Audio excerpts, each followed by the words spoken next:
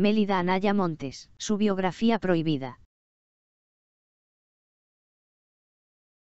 Un periódico salvadoreño de derecha la incluyó dentro de las 28 salvadoreñas más influyentes en la historia de El Salvador, compartiendo lugar con destacadas políticas, empresarias, escritoras, activistas y deportistas. En El Salvador gobiernos municipales tratan de perpetuar su memoria, edificando bustos y monumentos en su honor, bautizando mercaditos y plazas con su nombre. También existe una organización no gubernamental feminista llamada Las Mélidas, que lucha por los derechos y empoderamiento de las mujeres. Pero ¿cuál ha sido la trayectoria de este personaje y su aporte a la sociedad, para que los movimientos de izquierda tanto nacional como internacional le rindan culto a su persona, y sea ejemplo de la mujer revolucionaria? Ya que pocos saben la historia de este personaje, veamos quién fue realmente Mélida Anaya Montes. Familia y trayectoria académica. Esta salvadoreña nació un 17 de mayo de 1929, en el municipio de Santiago Texacuangos, departamento de San Salvador, ubicado a 10 kilómetros al sur de la capital. Compartió su infancia con una hermana y un hermano. Su madre trabajaba lavando ropa o limpiando casas y su padre, que era jornalero en las plantaciones de café.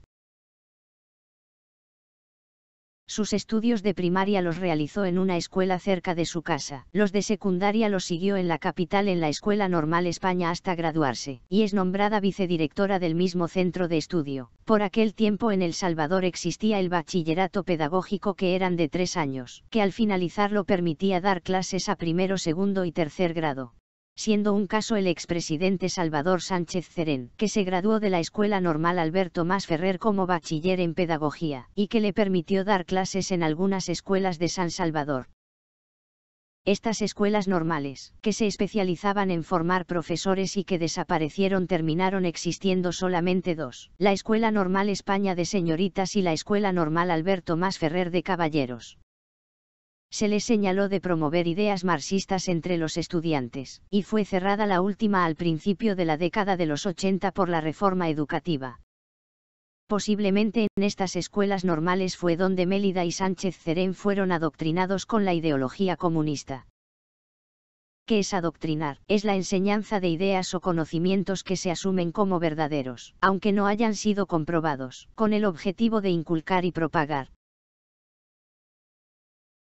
De la Escuela Normal España, Mélida siguió sus estudios universitarios, logrando su título de doctorado en Ciencias de la Educación en la Universidad de El Salvador. Como docente se desempeñó en diversos centros educativos de Zacatecoluca y San Salvador. En San Salvador ejerció en la Universidad Nacional, donde impartió clases en la década de los 60. Mélida no tuvo hijos y hasta donde se sabe nunca se casó o acompañó. Trayectoria sindical. Mélida comenzó su carrera sindical en la Escuela Normal España. Siendo subdirectora la nombran presidenta de la Asociación de Profesores Normalistas de El Salvador, y dirige su primera protesta junto a los demás docentes contra la directora del mismo centro de estudio. Mélida se hizo famosa por sus enérgicas luchas en defensa del sector magisterial. Fue miembro fundador del Comité Pro Defensa de los Derechos del Maestro en 1964. Participó en la formación de la Federación Magisterial Salvadoreña y posteriormente en la Unión de Maestros Salvadoreños, que absorbería a la primera y a la Asociación de Profesores Normalistas. Desde 1961 hubo intentos de crear un sindicato de maestros a nivel nacional, pero no había dado frutos. Pero un 21 de junio de 1965 se da una gran manifestación nacional para que a los maestros se les excluyera de la ley de retiro, que era lesivo para los intereses de los educadores. Producto de esta manifestación, el 9 de diciembre de 1965, se funda de hecho la Asociación Nacional de Educadores Salvadoreños Andes. 21 de junio, el primer sindicato a nivel nacional de docentes, en la cual Mélida Anaya Montes ocupó el cargo de secretaria de conflictos, y José Mario López Alvarenga fue su secretario general, que más adelante fundaría con otros el Partido Revolucionario de los Trabajadores Centroamericanos PRTC, y el Frente Ferabundo U Martí para la Liberación Nacional FMLN. Mélida en su calidad de secretaria de Conflictos de Andes 21 de junio condujo al magisterio a sus grandes huelgas, en la que se exigió al gobierno, 1. Sancionara sus estatutos y aprobara su fundación, 2. Parara la reforma educativa que introducía la educación a distancia por televisión, y 3. Que el gobierno cumpliera lo pactado. Huelgas que le dieron al magisterio la personería jurídica de Andes, la ley de la carrera docente, servicio médico hospitalario, garantía de permanencia en el puesto de trabajo y otras prestaciones. Mélida desempeñó el cargo de secretaria general de Andes 21 de junio de 1974 a 1977. Trayectoria como agitadora y subversiva.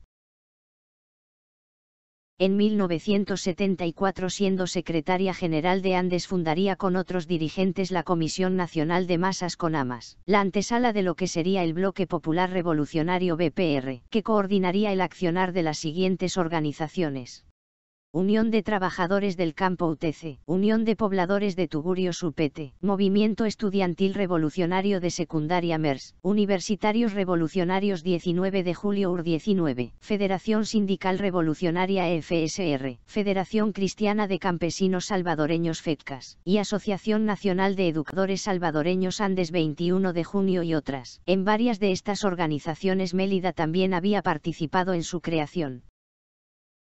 En la política y la sociología, las masas son multitudes de personas no organizadas pero conectadas emocionalmente entre sí, con diferente valoración para la izquierda que para la derecha. Según la izquierda, son las grandes mayorías del pueblo, el proletariado y el campesino, esperando dirección para liberarse de la clase dominante, la oligarquía. Según la derecha, son multitudes con raciocinio disminuido que siguen a su líder, ídolo o tendencia sin cuestionar y son de carácter antidemocráticas. El 6 de agosto de 1975 nacería el Bloque Popular Revolucionario BPR, donde Mélida fue parte de la Comisión Nacional, y así unió los destinos del magisterio con las masas populares. El BPR se convierte en el movimiento de masas más beligerante y combativo de toda Latinoamérica a finales de los años 70. Su objetivo: crear la percepción ante la opinión pública nacional e internacional que El Salvador estaba inmerso en una crisis económica, ingobernabilidad y anarquía, y la respuesta del gobierno salvadoreño para contener el descontento social era la represión del pueblo y la persecución de sus líderes. Algunas de sus exigencias eran: aumento general de salarios del 100%, rebaja del 60% en el precio de artículos de consumo popular, rebaja del 50% en el precio de alquiler y compra de vivienda, instalación de 5 lavaderos públicos como mínimo en cada cantón, rechazo de ayuda económica del imperialismo yanqui destinado a la compra de armas, estatización de los bancos.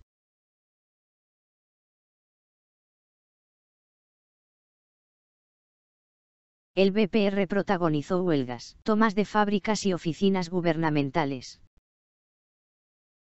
marchas fúnebres con bloqueos de calles o con niños como escudos humanos,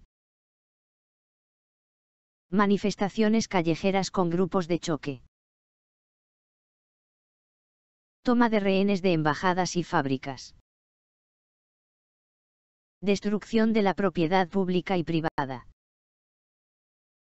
ocupación de tierras, embajadas y templos, que vaticinaba la turbulencia que iba a sacudir al país en los años siguientes. En la segunda mitad de la década de los años 70, en El Salvador existían varias organizaciones izquierdistas de movilización de masas que se apoyaban entre sí. Entre las más importantes estaban: Ligas Populares 28 de febrero LP 28, Frente de Acción Popular Unificada FAPU, Unión Democrática Nacionalista UDN, Movimiento de Liberación Popular MLP, Bloque Popular Revolucionario BPR. Posteriormente, el 11 de enero de 1980, estos movimientos se articulan alrededor de la Coordinadora Revolucionaria de Masas para mejorar su accionar. Todos estos movimientos eran señaladas por el gobierno salvadoreño de ser grupos de fachada.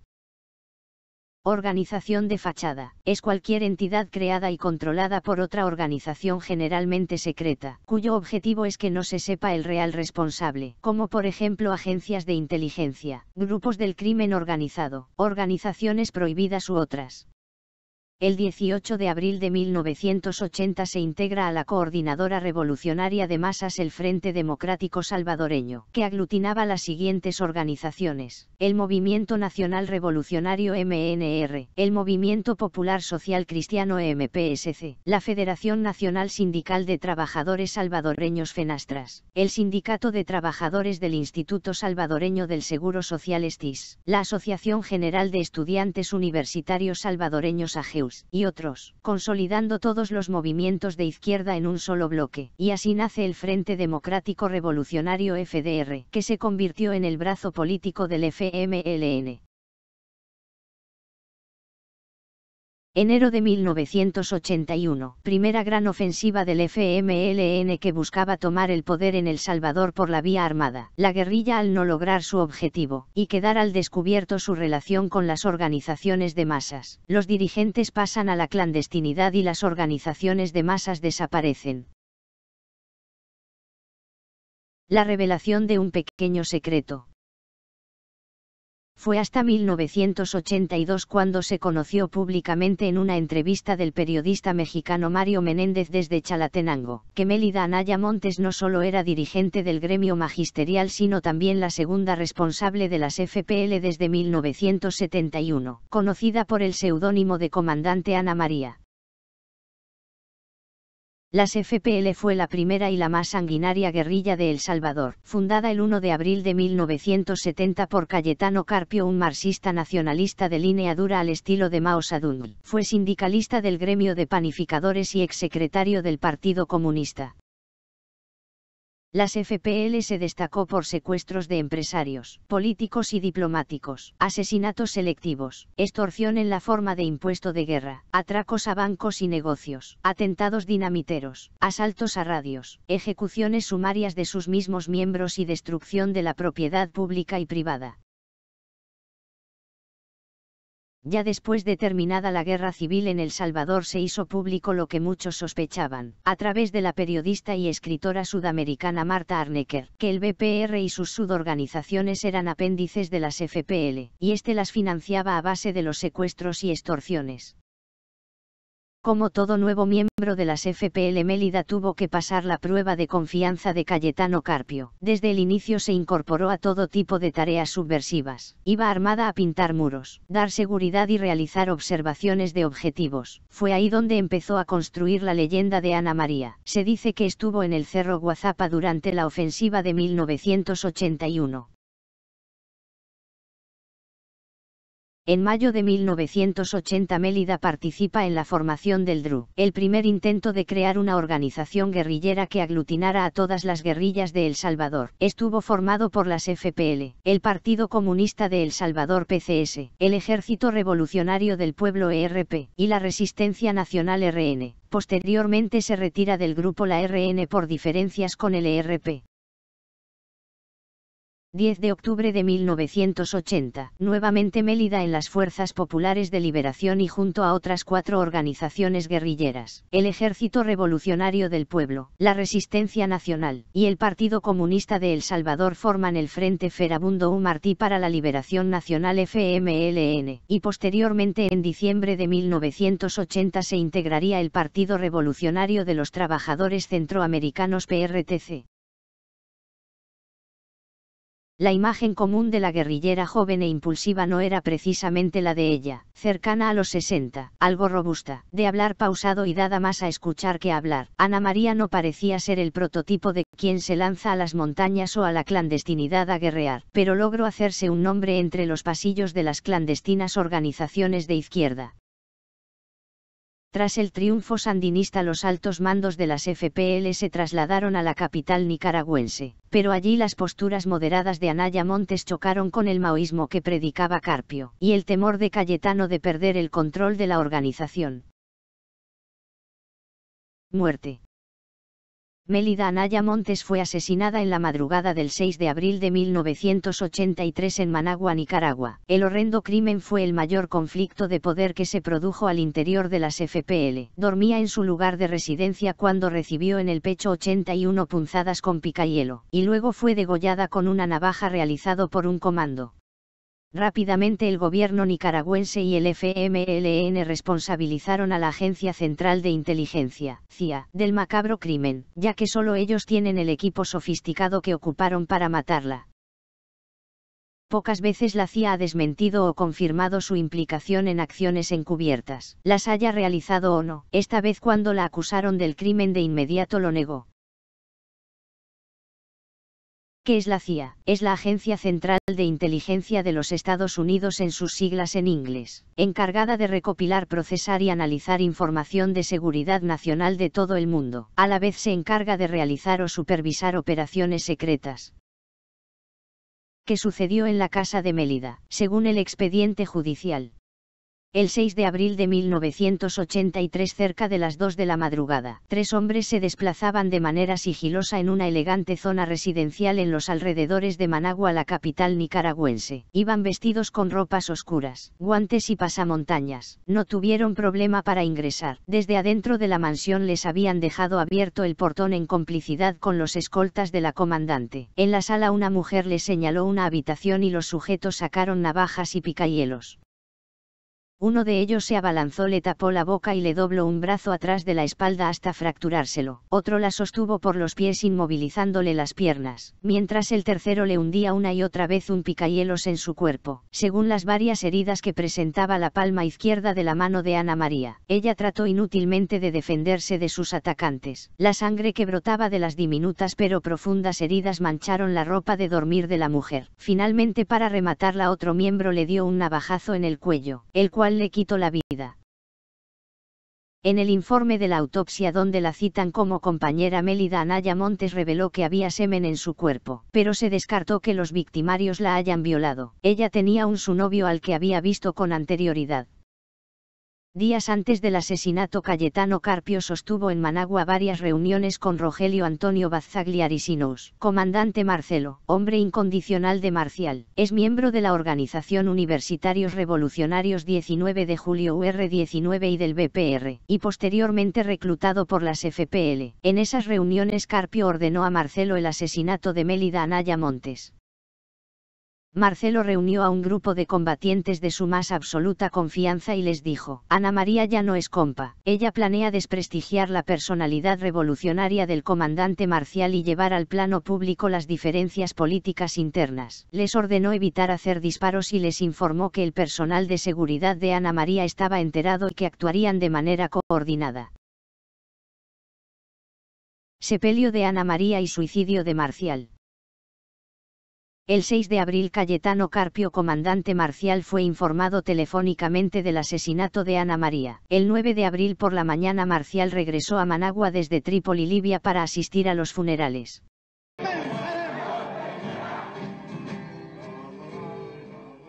El sepelio de Ana María reunió a una gran multitud en una plaza al noreste de Managua. Miles de personas bajo un ardiente sol coreaban consignas, entre las que se destacaba una: ¿quién mató a Ana María? La CIA. Salvador Cayetano Carpio fue el orador central del acto, en el que además hablaron dirigentes sandinistas. Cayetano Carpio reconoció que la muerte de Mélida Anaya Montes era un duro golpe para la lucha revolucionaria en El Salvador, y advirtió que en memoria de Ana María los guerrilleros de su país intensificarían su lucha.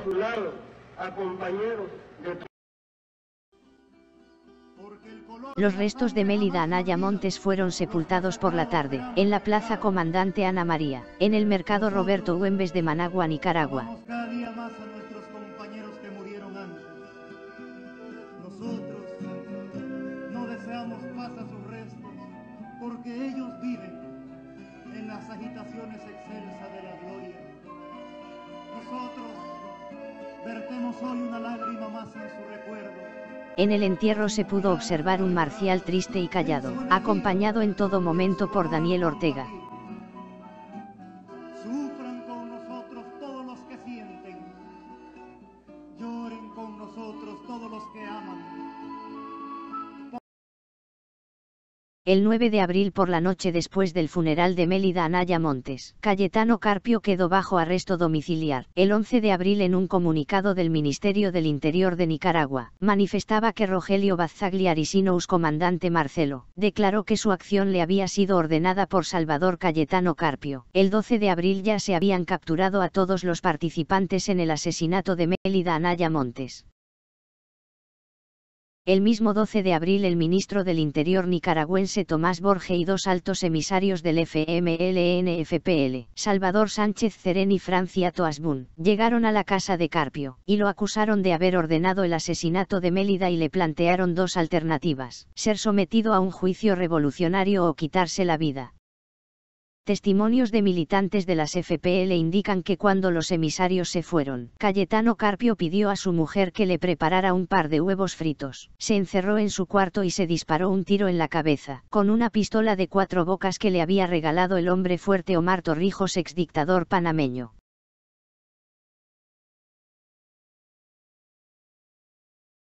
Hasta el 24 de abril, 12 días después de su muerte, se hizo público oficialmente el suicidio de Cayetano Carpio. Salvador Sánchez Cerén, como nuevo al mando de las FPL, declaró que Carpio se había descompuesto ideológicamente y esto lo habría llevado a ordenar el asesinato de Mélida, y al verse descubierto en su infamia se habría suicidado.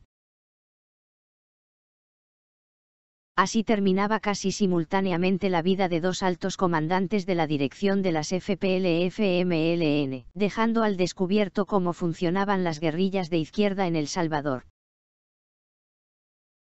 En 1985, producto del asesinato de Mélida Anaya Montes, deserta del FMLN Napoleón Romero García, comandante Miguel Castellanos, estratega y un alto miembro de la cúpula de las FPL, se acogió a un plan de inserción para guerrilleros del gobierno del presidente José Napoleón Duarte.